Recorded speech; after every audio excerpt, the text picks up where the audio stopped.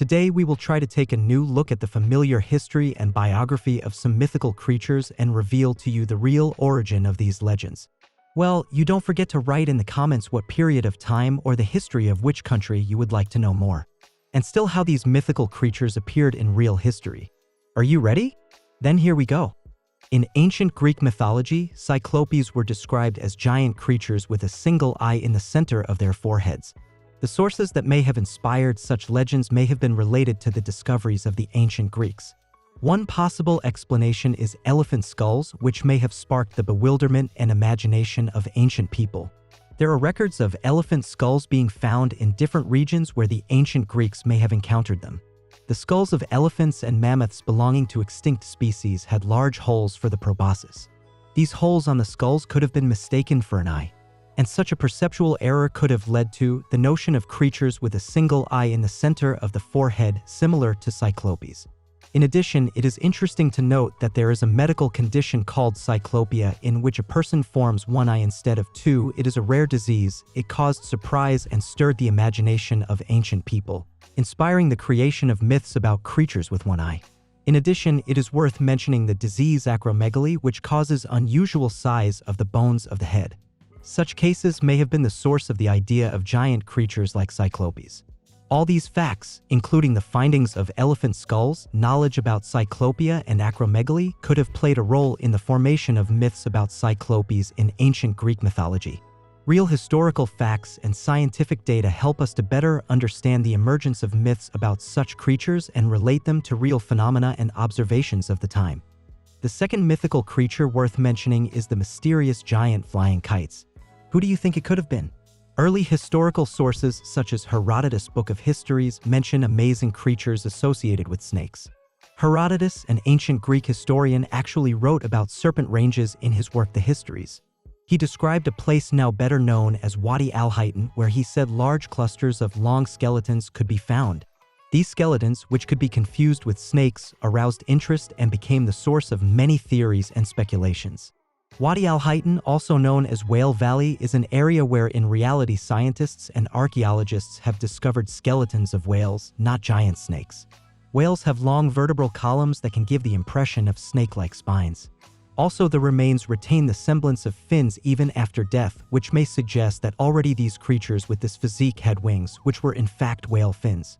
This would explain why Herodotus might have used such a comparison in his records. Observations of long skeletons may have inspired local people to create legends and myths of flying snakes or dragons. However, despite the fascination of these stories, as you can imagine, there is currently no evidence for the existence of real flying kites or dragons. They remain a matter of folklore, mythology, and our imagination. But despite this, there is one valid question about where in the desert the whale remains came from. Wadi al-Haytham, also known as Whale Valley, is an archaeological site in the Deshlet Desert in the northwestern region of Saudi Arabia. The site became famous due to the discovery of a large number of skeletons of whales that previously inhabited the area. Previous studies allow several conclusions to be drawn about the origin of these remains. Many millions of years ago, during the Mesozoic era, this area was part of a littoral sea known as the Tethys Ocean. This sea was home to a variety of marine animals, including cetaceans. As geologic conditions changed and continental drift occurred, the sea receded and animal remains buried underground and eventually began to form a layer of sedimentary rock. The whale skeletons at Wadi al-Haytham are represented by the huge remains of archaeocytes, extinct forms of cetaceans that lived in the area some 35 million years ago. They provide valuable paleontological material to help scientists study the evolution and adaptation of cetaceans to life in the water. As the rocks eroded and weathered, the whale remains came to the surface and became visible in the desert landscape in Wadi al-Haytham. This has caught the attention of researchers who are excavating and studying these fossils to gain a deeper understanding of past ecosystems and evolutionary history. Thus, the whale skeletons in Wadi al-Haytham are the result of geological and paleontological processes related to the history of this area. Their presence indicates that this desert area was flooded by the sea in the distant past, and the skeletons of cetaceans were buried and preserved in the rocks. These fossils play an important role in our understanding and study of ancient fauna and ecosystems and in reconstructing the evolutionary history of marine animals. Next, it is worth talking about giant sea serpents, which are quite common in ancient mythology. The first explanation is due to the observations of ancient seafarers. During long voyages, they could come across large clusters of whales or other sea creatures. The impressive size and unusual shape of their bodies could have caused astonishment and given the impression of monsters. This could have been the starting point for the creation of myths about giant sea serpents. In addition, there are real species of fish that may be related to the ideas of sea giant snakes. For example, the paddlefish, or as it is often called, the herring king. It is an incredible creature of our planet. The fish easily reaches sizes up to 18 feet long and weighs up to 550 pounds. In earlier years, sailors' encounters with the herring king gave birth to myths. This is why this fish, which already has a large number of nicknames, has developed a number of other names. The water serpent, the sea creature, was the name given to the herring king of the sea, describing him as a monster with developing fiery eyes, with a red horse's head and mane. Unfortunately, the herring king is rarely found on the surface. Usually their bodies are found washed ashore after a storm. The herring king is little studied by scientists, and its life expectancy is currently unknown.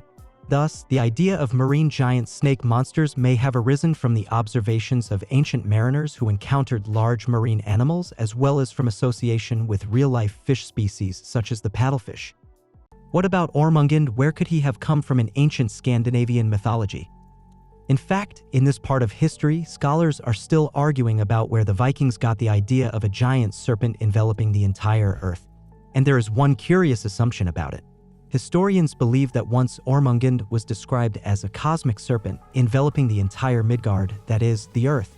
Perhaps many centuries ago in the area inhabited by ancient Viking tribes, barbarians observed some phenomenon in the form of an asteroid or meteorite fall. Most often such events are accompanied by colorful night shows in the sky because cosmic bodies leave behind them a long fiery trail, similar to a snake. Thus, we have both space and a kind of giant snake that moves across the sky so quickly and, in fact, endlessly. One of the most popular subgenres of modern fantasy horror are vampire stories. Try to imagine how many movies or TV series about vampires you've seen. But where did the gory stories about these demons come from in the first place? One of the most famous literary images of the vampire is Count Dracula. Vlad Tepes III. You might have learned about him from Bram Stoker's novel Dracula, published in 1897. The novel became one of the popular works that formed the ideas about vampires in world literature. However, the very idea of vampirism also has roots in real medical stories. One of them is the disease rabies, caused by a virus transmitted through the bites of infected animals. In the past, cases of rabies were quite common, and the symptoms of this disease can be associated with the characteristics of vampires. Rabies patients often exhibit aggression, drowsiness during the day, and alertness at night, as well as hypersensitivity to light and sound. These symptoms can be compared to the classic ideas of vampires sensitive to sunlight and activity at night. In addition, bats, often associated with vampires, play a role in the formation of this myth. Vampires, according to lore, can transform into bats to fly at night and attack their victims. Although real bats are not vampires, some species feed on the blood of animals or the juices of plants. This trait, along with their nocturnal activity, may be the source of the links to vampires in mythology. And at the end, I would like to add a little bit about another famous mythical inhabitant of our planet, namely Sasquatch. One of the key sources of mythology is Iti, local legends or legends passed down from generation to generation. In the harsh climate and inaccessible terrain, encounters with unusual creatures could be the basis for the formation of mythical stories about Bigfoot. Also, in the process of research and expedition in the Himalayas were found traces and samples that were supposed to be associated with Bigfoot, but many of these findings were later explained differently. For example, the case with the inconsistency of samples found in the Himalayas, it turned out that they belonged to the remains of dead bears, indicating that some of the previously considered evidence of the existence of Bigfoot may not be properly explained. In our own country, the US regularly sees the appearance of new bears traveling solely on their hind legs. For example, a bear nicknamed Petals. For a long time, he was a celebrity on the network, and his peculiarity, uprightness, was caused by injuries to the front limbs.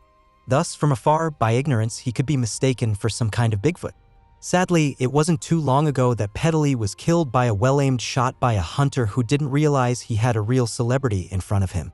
However, in 2016, another upright black bear named Boo Boo appeared in the state of Maryland. Thus, this is not a one-time case, and it is quite possible that the myth and legend of Bigfoot originated just from such here are the wonders of nature that existed even earlier.